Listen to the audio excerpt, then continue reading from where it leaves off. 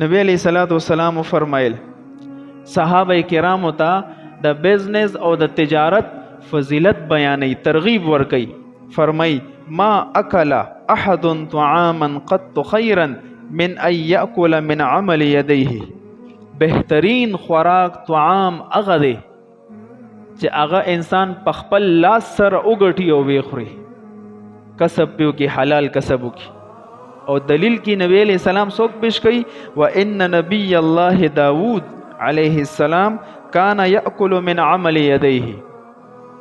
د الله نبی حضرت داود علیہ السلام د خپل کسب کولو د خپل لاس کمای به خوړه. الله ته ډیر خوخو بده مسله باندې مختلف تفسیرات دي. څوک وی کسان وو